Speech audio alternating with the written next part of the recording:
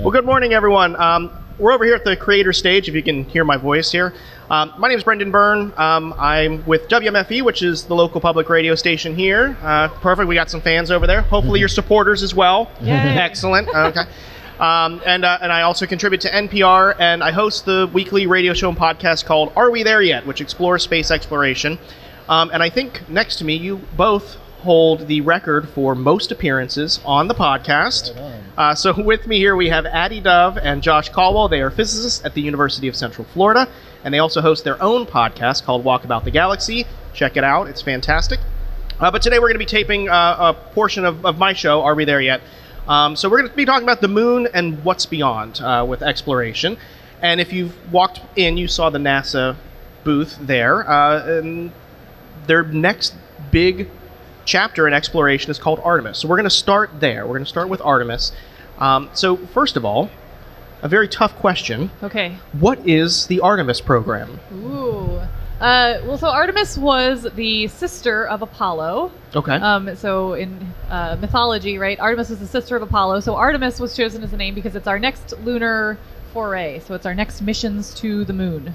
With people. With people. Yeah. And this is the first time in more than 50 years people will actually be going to the lunar surface, right? Yeah, sadly. I mean, when I was a kid, I'm old enough, I'm over 50. So I saw the first people walking on the moon and thought, I'm going to do that. Mm-hmm. I've already aged out before, even the next attempts are going there. I think I might have aged out too, but we might be too old. If it weren't for the age, I'd totally be in. That's the only reason. Exactly. So, but this isn't going to be like we just get to the moon, plant another flag, and say, hey, here we are, we did this, right? What are some of the purposes of us going? Yeah, so hopefully not. I say us, like us collectively going. But it might be us. We got to record a podcast on the moon sometime. There we go. So the idea is that it won't be just boot prints and flags, right? They'll actually sort of set up a long-term lunar base at the moon. And this will be through a series of sort of building up. So the first couple missions will be sort of going there and be exploratory. But then they'll start actually sending some infrastructure and things to be able to build up a base on the moon. And it'll probably be at the lunar south polar region. Which has a lot of advantages. And the moon itself has a lot of advantages for having a more permanent human presence in space over low Earth orbit, which is where we've been hanging out for the last 30 years or so. Because low Earth orbit is not long-term stable, and the moon is long-term stable. So you can... For another billion or 3 give years. or take. Yeah, we won't age out of that. Yeah, right? We're not going to age out of the moon, and the great thing about the moon is a nice, stable platform. So you can go there, you can... if we wanted to, we could go back to those Apollo 11, 12 sites, and our equipment would still be there, and you could get it. So... Might be a little dusty. You could say it will be dusty. You could set up a permanent infrastructure, and it's okay if you need to take a break or something, and then you can leave supplies there and then come back and find those supplies and build stuff up. But the South Pole is in particular interesting because it's both the darkest place that's accessible on the moon. Obviously the night side is dark, but it's not the same as the far side. The far side sees daylight just like the near side does. So the south pole of the moon has craters that are permanently shadowed, but the walls of those craters get almost direct sunlight. So you can put some solar panels there, get nice direct sunlight, and then in those permanently shadowed regions, the temperatures are cold. Which is important because that's where there might be ice. Oh, okay. So one of the big things for long-term exploration of any place is being able to have resources there. So that includes light, so being able to put solar panels in these really high illumination areas, but also then maybe being able to use the in-situ resources like ice and mine it and use it for water, but for fuel, all of these different purposes. I do want to talk about that, but let's take one step back. Sure. It's been 50 years since we've been to the moon with people, but we've had different missions there before. Can you talk a little bit about some of the science that we've already gathered about the moon and what we know about it in those half a century since the Apollo astronauts? Yeah, one of the crazy things is we actually haven't had the U.S. has not had any surface rovers or any surface exploration since the Apollo missions. There's some more recent Chinese rovers that have gotten some really cool science back that have gone to some very different sites on the lunar surface. Most of NASA's assets have been orbital. And then we did crash a thing into the moon a couple times. Which is important. Which is also On purpose, right? Yeah. Right. which is also super cool. Yeah. That's provided some of the clues about the water presence in the South Polar region. Yeah. And wasn't that the one that it crashed and then the orbiter kind of looked to see what it kicked up, right? See the plume and spectrally measure what's there. And there are other orbital instruments, neutron spectrometers, that indicate there's a lot of hydrogen buried in that dirt. That hydrogen is probably locked up with oxygen molecules, so oxygen atoms. So you've got water molecules, and water is burnt rocket fuel, and you can use your electricity from your solar panels to unburn it, put the hydrogen in one tank, oxygen in the other, and you're good to go. Good to go. Yeah. The Lunar Reconnaissance Orbiter has been orbiting the moon for something A like long time. 15 years now, maybe 10 to 15. And so it's returned a lot of this data that's both just visual data, so all those really cool images we have that are high resolution images of the craters and different areas on the moon, and then some of this neutron data and some other wavelengths like UV light that give us lots of information about all of the different features on the moon, where we might want to go if we're exploring with robots or humans. There are big scientific questions still about the moon. Okay. So we learned a tremendous amount from those Apollo missions. The motivations for Apollo were probably not purely scientific, as we all know, but it was tremendously helpful scientifically. Those samples, especially the later missions, right? The later missions as well. Those samples enabled us to learn a lot, and it's after the Apollo missions that the idea that the moon formed following a giant impact onto the Earth, which created a giant disk around the Earth from which the moon accreted, that we had the data to really show that that's the case. And we've been talking about these orbital missions highlighting the possible presence of significant quantities of water ice in the southern hemisphere. One thing in the southern polar region, one thing that Addie is in particular interested in and that we've done some research on is the behavior of that dust on the surface, which is a technical concern for returning to the moon. And the Apollo missions and the precursors even of Apollo indicated some weird physics going on with dust on the surface of the moon, and so there have been some additional studies of that, dust particles lifting off the surface of the moon, and so there have been measurements looking for that and trying to quantify it with some of these orbiters. Before we have to deal with that dust and finding the water, we have to get astronauts to the moon, We right? do. So let's talk a little bit about some of those challenges, because right now, getting to low Earth orbit seems relatively routine at this point. We'll say it's scheduled, not routine. So we've seen, countless astronauts go to the space station and come back home safe.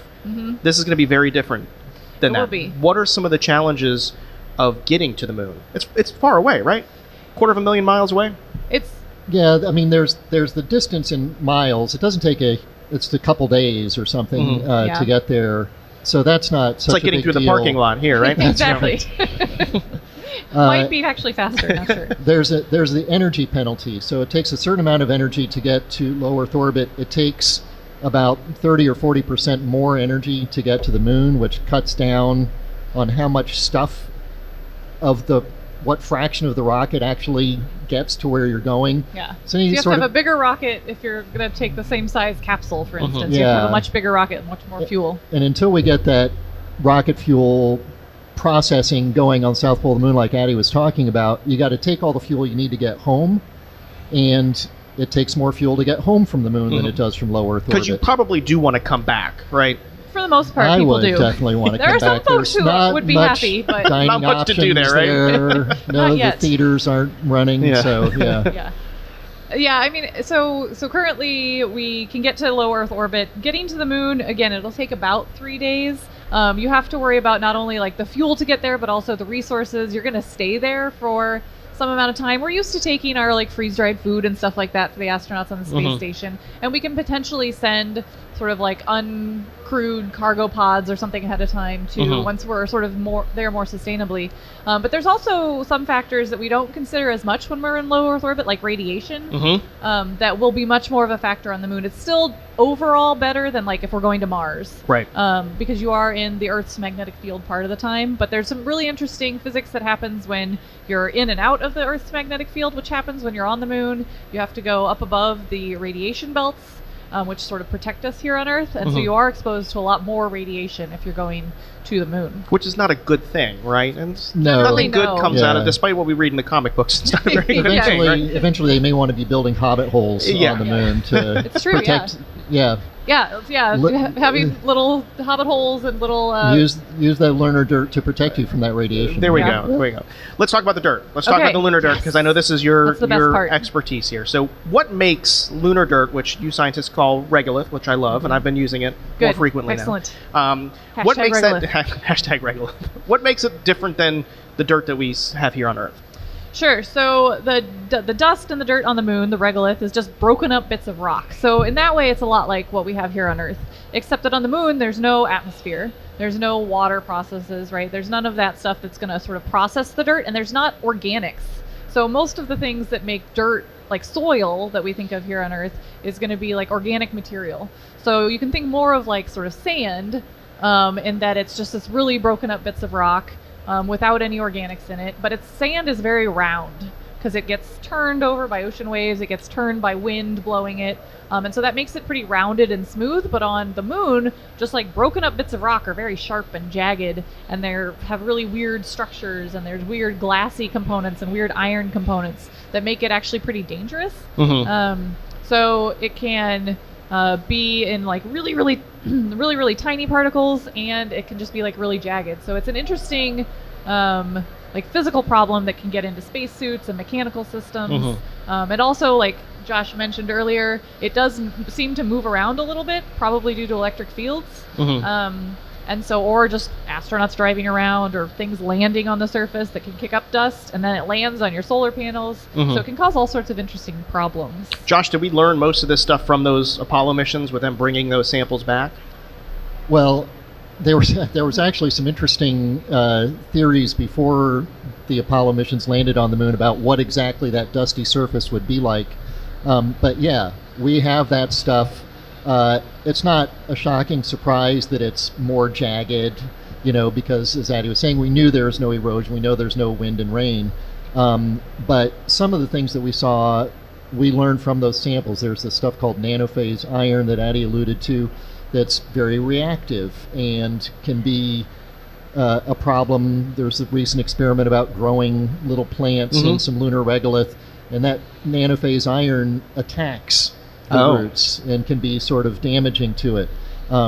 Yeah, one of the things is like when you break a rock or you break anything, there's a lot of sort of energy still left over. It's like sort of free energy on the surface is sort of the way to think of it. And so on Earth, then it reacts with like the atmosphere and stuff like that. But if you just sort of have that, when the Apollo astronauts were there, they inhaled regolith when they like brought it back into their capsule, and they said it smelled like gunpowder. Oh, that's not good. Yeah, no, right? And you're like, oh, maybe that's not a smell we want in our enclosed Tiny capsule.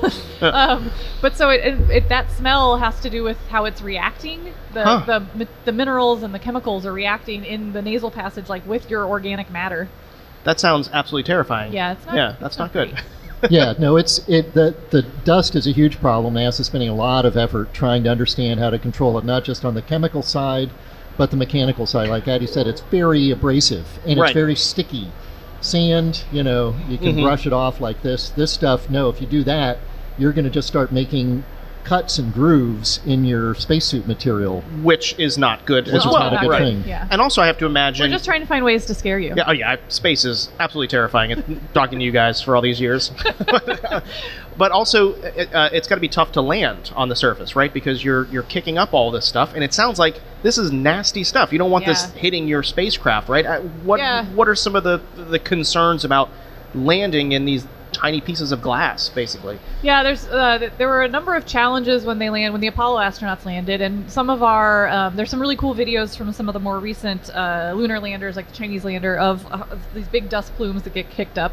And there's some really cool technology that's being tested right now with different aerospace engineering companies like Maston and Blue Origin that are testing like landing technologies actually. So you can't just use visible light most of the time. You can't just use a camera because that dust is going to Can't see through it, up. right? You can't see through it. So there's some techniques with radar you can use or millimeter wave that can see through the dust a little bit better and help you land, because you don't want to land like on a boulder or in a crater either, because that could be dangerous for your landing system. And eventually, on the theme of in situ resource utilization, there's a lot of research going into, okay, can we bulldoze the lunar dirt and process it in such a way that we make a landing pad and just, concretize that lunar regolith into a nice big solid slab that's not as dusty. So then when it's landing, you've got a nice clean, flat, level thing to land on, and also you're not sending huge amounts of dust at very high speeds, some of which can even make it into orbit. Oh, wow, yeah. That's and wild. Then potentially pose a problem for your orbiting assets, the lunar gateway and things like that. Yeah. Concretize. You scientists are great at making up verbs. Yeah, we need to make we need to patent something called the concretizer. Okay. Concretization of the moon, right? There you go. Yeah, because that's an interesting point, because we have a launch and landing infrastructure here on Earth, but you've got to bring all that stuff with you if you want it there, or utilize it while you're there. In situ resource utilization, right? Yeah. That's going to be a key element for any sort of long-term establishment on the moon. On the moon and beyond. So there's lots of ISRU interest in asteroids, and then obviously on Mars and things like that too. Let's talk about what we know. Let's concretize this conversation here. And it doesn't work as well that way. I like it. I like it. It's fine. Let's talk about the plan moving forward. We got the Artemis plan. We've got a launch coming up hopefully this year of the first of many missions to the moon. What is our overall plan? Yeah, so there's going to be there's a couple of uncrewed flights, maybe just one before. One uncrewed flight, and then a crewed flight that will orbital. That will be an orbital flight that will sort of go to the moon and come back. That flight actually is going to take some Cubesats, so small spacecraft with it that'll sort of drop off, and a couple are going to study the moon. There are a few that are doing other sort of deep space exploration. Cubesats are fascinating pieces of technology, right? These tiny little satellites that do a lot of cool sort science. The size of a Kleenex box often, and you can do we've built some Cubesats. You can do some really cool science with them. But so those are the first sort of exploratory missions, and then we will, in a couple of years, land, hopefully, some astronauts on the lunar surface.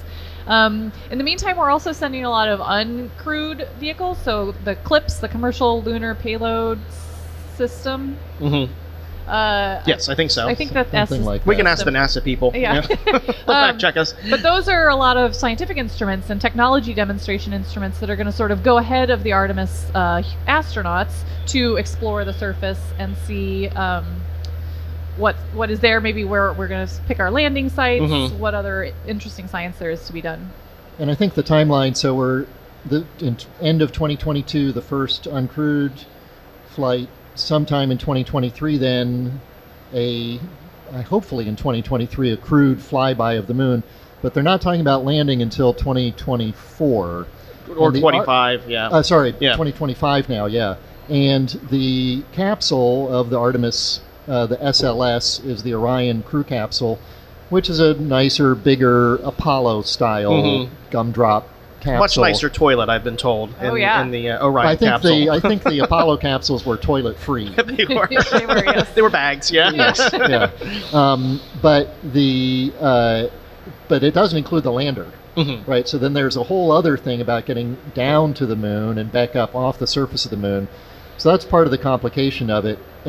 But it's also, I think, related to the idea, hopefully, that we're going in a more permanent, ongoing basis this time than just a race to get there and accomplish the task. Yeah, and the landers there's a couple that have been sort of proposed, but the landers are being designed by not NASA, right? So there are other companies. Currently, Starship, I think, is the lander that's been selected just as a lander. First two or something like that, yeah. And the good thing about that is that there are a lot more commercial companies being involved these days, so it's not just NASA. And really, it's never been just NASA, right? NASA always has contractors that build Orion and things like that. But there's a lot more buy-in and a lot more sort of commercial interest that's going to help us, I think, continue this motion to go to the moon. And there's a lot of international interest as well. And public interest as well. Yeah. People are really excited about this stuff that's happening. I think seeing Starship, which is this very tall, sort of Flash Gordon-esque rocket set down on the surface of the moon, is very, very different look than the Apollo lunar module. And I mean, that's going to be very, very interesting. It's going to be very cool. Yeah. It'll Some be of very the- cool to see. Yeah, some of the other proposed landers look more Apollo-esque, sort of But bigger, yes, and, yeah. but more Apollo-esque. Mhm. So yeah. You mentioned it's important that we have a permanent base on the moon. So I'm going to ask two scientists, why is that so important? Why don't we, or why can't we just use the resources that we have, the Lunar Reconnaissance Orbiter, some of these other missions? Why is having a sustained scientific base on the moon such a big deal? Well, I think there are two elements to the importance of having an ongoing presence there. One is, if we are going to continue to have human spaceflight exploration at all, that is the place to set up your base of operations. The surface of the Earth is a terrible starting point because its gravity is so large, and lifting what you need off the surface of the Earth is just got a huge energy penalty. So if you can establish a permanent sort of infrastructure on the surface of the moon, where we know there are the raw materials for rocket fuel and things like that, getting off the surface of the moon to go to other places, asteroids or Mars, is much easier energetically. That's sort of a human exploration question more Like than a gas station close by, right? It's maybe even more than a gas station. It's really your base It's a camp. Wawa, It's you a got- Wawa. You know, I think of exploring Everest. You know, you go to your base camp and you've got all your stuff there, and you start from there. So the moon is a great base camp for exploration of the solar system. And along those lines, it's also important to be able to show that we can do that sort of long-term habitation and building up infrastructure and stuff on the moon, because it is only, 3 days away. Mhm. It's close enough that we can get humans back sort of in more emergency situations. The communications delays aren't as big as they will be to go to Mars, for instance, right? The trip to Mars is much longer. Doing things on the surface is going to take a lot more infrastructure, and it's harder to get humans back, right? So being able to sort of do this long term on the moon is a great way to show that we can sort of move out from the Earth as well. Gotcha. And scientifically, But then from the science side, why are you excited Right. about it? Well, even when I was a kid, people were dreaming about putting big telescopes on the moon. Mhm. We're been talking about James Webb Space Telescope as the latest great space observatory, and one of the important things about having a telescope in space is it doesn't have to look through the Earth's atmosphere. Your telescope on the moon also doesn't have to look through the Earth's atmosphere, and it's a place you can go to, and you can build the thing and come back. You know, Mhm. and it's pretty stable. much easier to build. You know, if you've got a place, you can add stuff to it Mhm. than if it's out in deep space. We're never going to go back to James Webb. It had all these overruns and delays because it had to be perfectly right Because you couldn't the first go fix time, it. because Yeah. that's it. It's in space and it's done. But you could build a huge telescope on the moon, a lot of different sorts of telescopes, and at least in principle, you could do some interferometry Mhm. with telescopes on the moon and telescopes on the Earth. or Interferometry is telescopes, connecting different telescopes together, connecting right? telescopes and using them as a giant single telescope. So a telescope on the moon and telescopes in space linked together could create gigantic telescopes, that's which cool. would provide a completely new window on the universe. Yeah, there's been some proposals for a long time to put a radio telescope on the far side of the moon. So when we're on the Earth, we can't observe in the UV because our atmosphere blocks it. We can observe radio waves on Earth, but also on Earth, you might have noticed we produce a lot of radio waves. So We're there's noisy. a lot. My bad. Yes. My bad. No offense. But at a lot of different wavelengths, right? So like phones and TV and stuff, all of that is radio wavelengths. There's a lot of noise There's trying a lot of noise. So there's a lot of really interesting science that we still can't do. But if you go to the far side of the moon itself blocks most of the noise from the Earth. And so you can actually do some really cool radio science and look back in the history of the universe. Oh, that's kind of cool. stuff. Yeah. And wasn't there an idea to turn a crater on the moon into a telescope, right? Could you do Yeah. something like that? Yeah, I mean, that's sort of analogous to what the Arecibo telescope was. Find a natural landform that sort of provides you a good base Parabola-ish. for a big radio dish. Yeah. Mhm. And then there's also a lot of really interesting science of the moon. So if we go there, we can explore the rocks that are there. And those can tell us a lot about the history of the solar system, the history of the Earth. because the moon is sort of a witness plate. So the moon's been there right next to the Earth for a really long time. So all the things that the moon has experienced, the Earth has experienced too.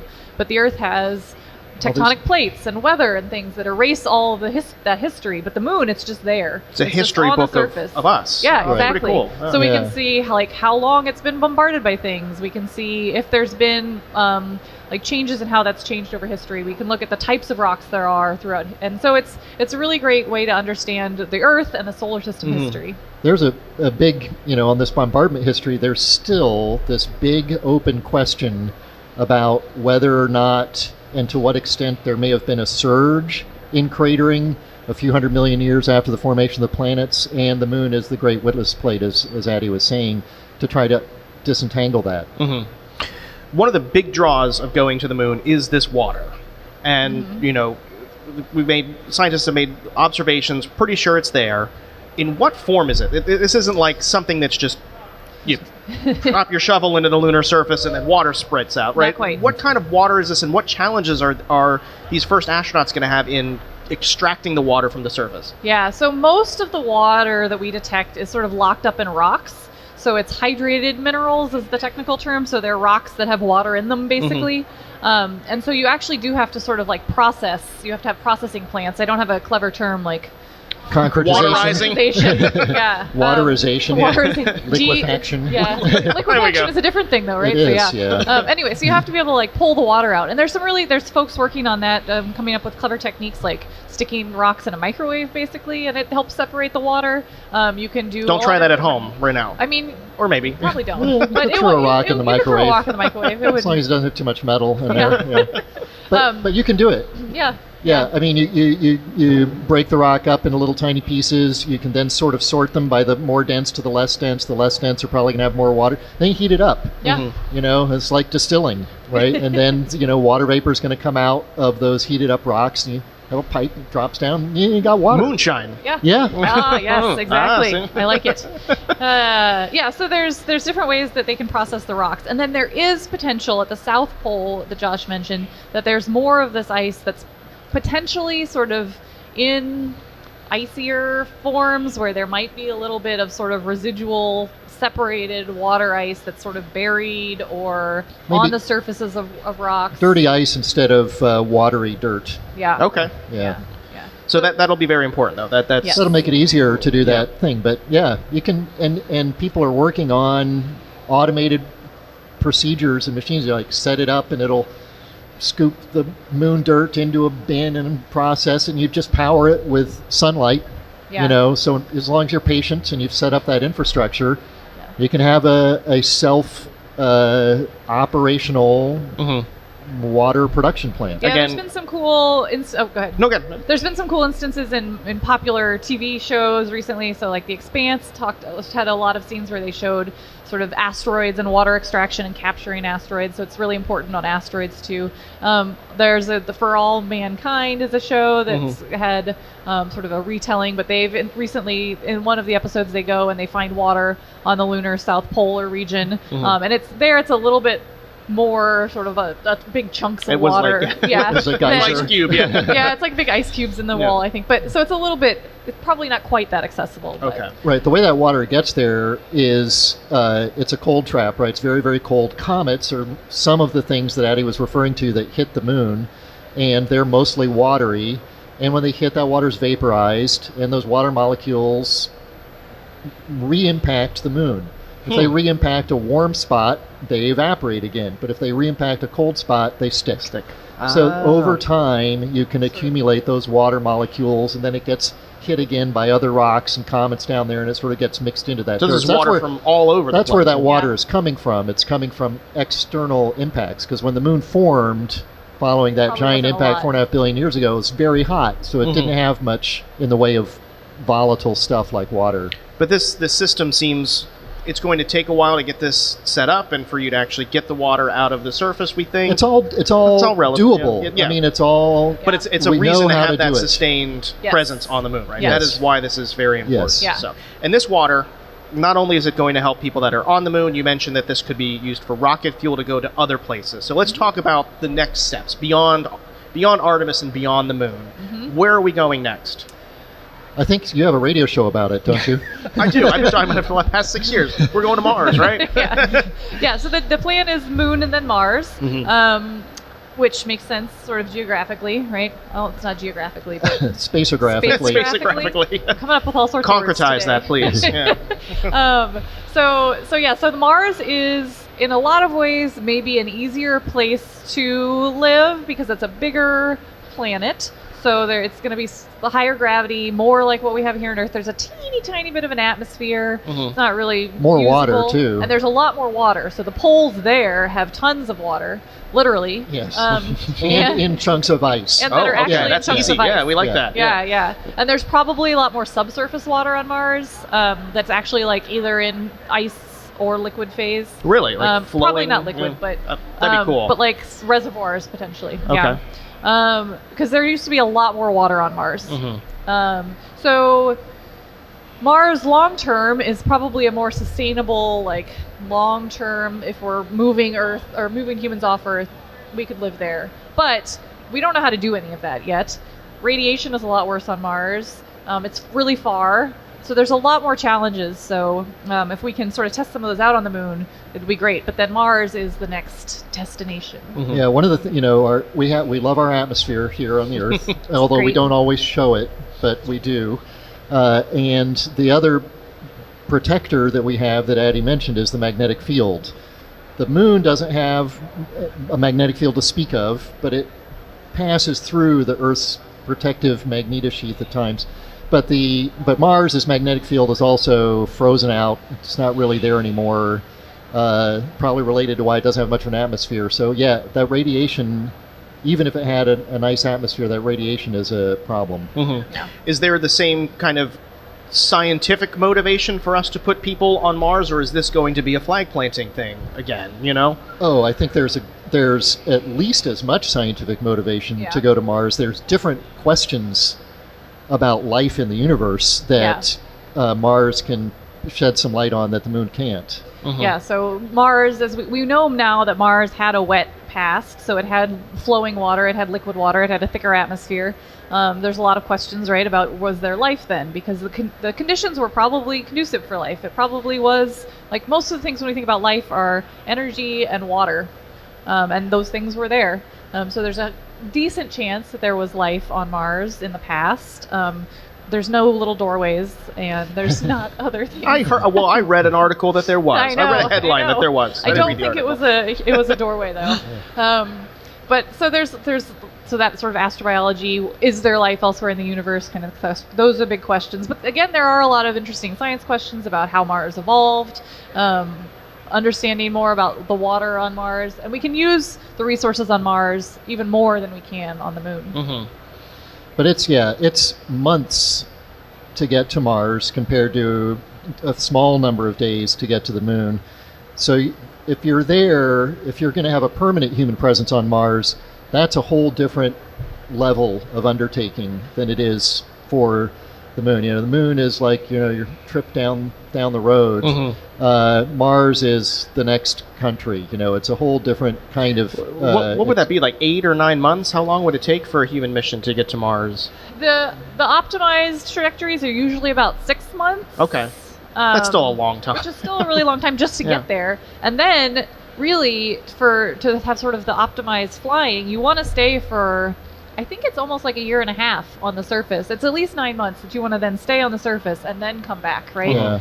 So it's a much more long-term proposition. Yeah, you can do like go, quick visit, come back, sort of on that same orbit, but then you're there for a very short period of time. Then it is sort of more an Apollo style, plant the flag, visit, we were here, scoop up as many rocks as you can, that kind of thing. But it's just a much more difficult situation because the Moon is orbiting the Earth, but Mars is orbiting the Sun. So it's not just that 6 months. It's, as Addie was saying, you have to wait for the right time to get your ride home. Yeah. And if you need supplies from the Earth, you have to wait for the right time for those supplies to be able to leave.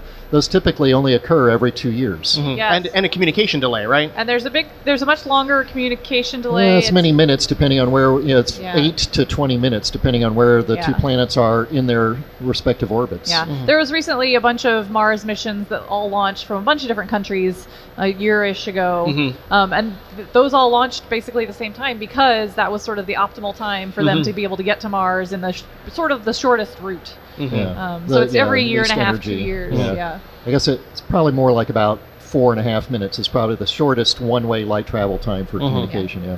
So a human mission to Mars is pretty far off. Yes. We're talking decades Depends on who you from ask, now. but yes. Depends on who you ask, but probably realistically, decades. But we have our little robotic explorers that are kind of laying the groundwork. And to kind of round out the conversation here, I'm wondering if you could kind of bring us up to speed on what's happening with the robots on Mars, and Sure. if you have There are many. there are many. If you have a favorite one, tell us a bit about them. Ooh, so we have a favorite one. You gotta love the helicopter. Oh yes, the helicopter's great. Ingenuity, yeah. It just keeps going. So there's the Curiosity rover. There's Perseverance. So Perseverance is the most recent U.S. rover, and that has Ingenuity, the little helicopter. So Percy and Ingenuity. Which, after a year on the planet, I finally can spell it correctly on the first try. Perseverance. So, Perseverance. Right. And so those are sort of the ongoing NASA missions. There's a bunch of orbiters still around Mars, and there's some orbiters and landers from other countries as well. So the UAE has an orbiter The right Hope now, orbiter? the Hope orbiter that's more studying the atmosphere, and they've gotten some really cool results. There's a Chinese mission that had a lander and an orbiter, and I think that's maybe it. But they've had some cool results recently. What is the science focusing on? What kind of questions are these rovers looking to answer? Well, a lot of it is focused around life and water being a critical part of the story of life. So, what is there potentially fossil evidence of life? Where would we look for it? Things like that. So, looking for organic material in the rocks, basically. So, are there things that could have been life bits? So, Perseverance is collecting samples and putting them in its little jars for some future mission yet to be fully defined, to go pick those jars up and bring them back for studies here. But some of those rovers have pretty sophisticated laboratories themselves on them.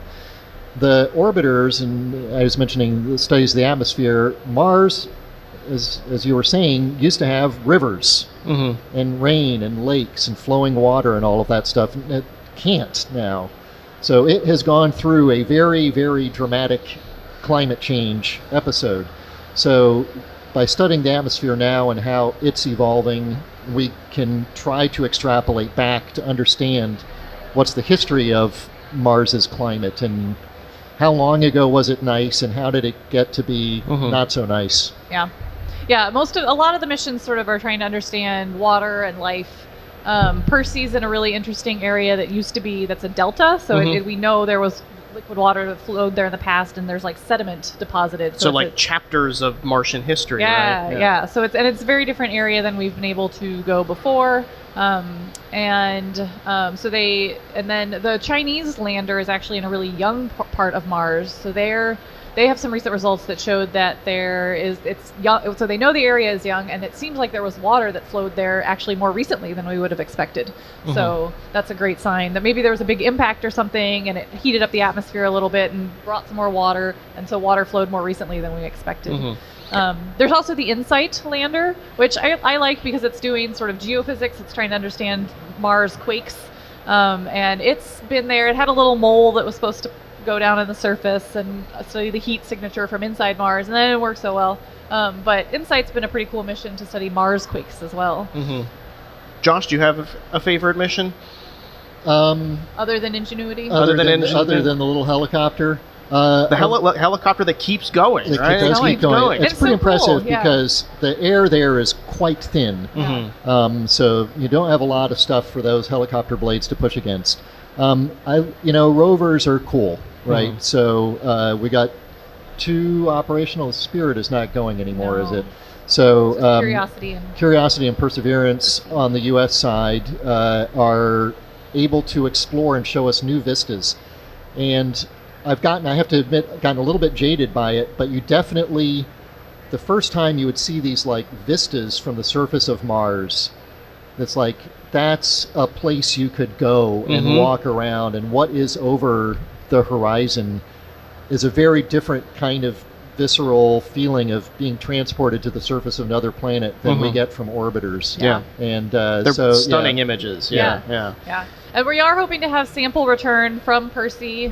So it's gathering these samples from different places, and at some point in the future we'll send hopefully a robotic mission to pick them up and bring them back, so we can study Mars rocks like we have Apollo rocks or moon rocks from Apollo and upcoming Artemis and Eclipse missions. Great. Yeah. Well, we have just a few more minutes. Did anyone have any questions for our panelists while we have them here? If you do, just raise your hand. We got a microphone. If you got any questions? Oh, we got a question over here. She's going to come around with a microphone for you. So, earlier you said that the moon would probably be a better place than Earth for exploring the solar system. I was curious if you were including about how the moon spins around the Earth, and it also spins around, which it also rotates. Right. Which it also has the crater.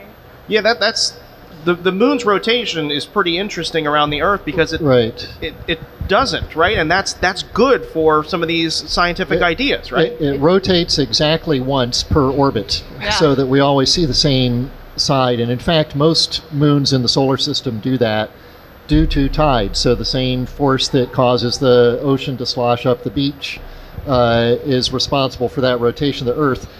I think I mentioned the moon is a better base camp for exploring the solar system than the Earth, just because it's so much easier to get off the surface of the moon than it is to get off the surface of the Earth.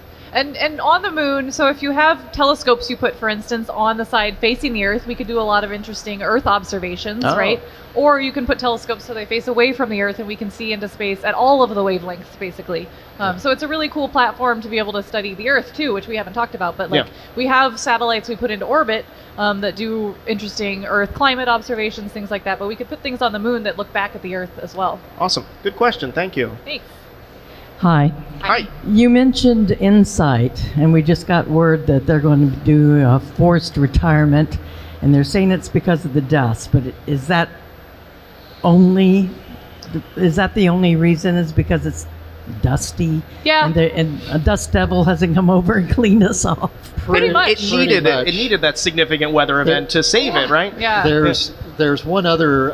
I don't think this plays a role at all in Insight. Just to be clear, at some point, there's a financial element to shutting missions down because it costs money to have people operate it, and it uses up resources for downlink, and you want your next mission to be able to use the Deep Space Network or whatever. But in this case, it truly is just the power. If those solar panels were clean, it'd be going. Yeah, so Insight has had to shut down a couple of times already due to being sort of cold and dark and dust covering it. Yeah. But they've been able to bring it back online then. But this time, like, the atmosphere is getting a little bit more dusty. We're having more of a dust storm in that area right now.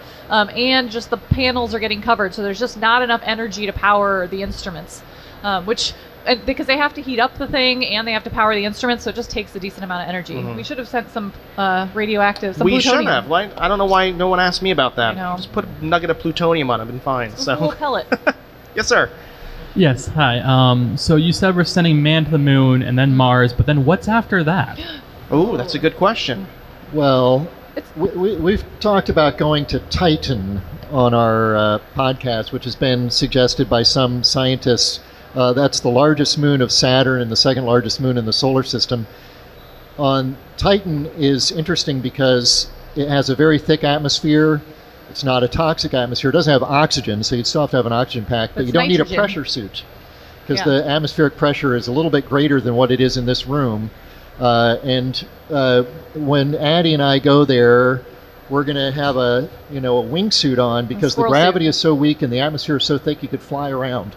like this. Yeah. So that's where I want to go next. Yes. Is it as cold as it is in this room on It Titan? is getting yeah. to those kinds of temperatures. Almost as cold as here, yeah. Yeah. It would be a very warm, like parka You need squirrel a good, suit. Okay. Yeah. a good warm suit. Yeah. Well, if you guys want to take me along with you, I'd go to Titan. Yeah, Yeah. right. Nice. They're gonna send the Dragonfly mission there soon, That's so super we'll get to exciting. see what it's like, and then we can be the follow-up to Another that. helicopter. Yeah. Yes. Yes. Yeah, and so if you're going further out in the solar system, a moon is probably where you're gonna go, and Titan is the best option Excellent. for that. Well, next time we'll see you all on Titan. So, so that's our time. Josh, Addie, thank you so much for joining me once again on another record-setting appearance on Are We There Yet? Be sure to check out their podcast, Walk About the Galaxy. You can check out this show if you're local. It airs every Tuesday night at 6:30 on 90.7 FM, or you can get it wherever you get your podcasts. It's Are We There Yet? And I'm Brendan Byrne. Thank you so much for joining us.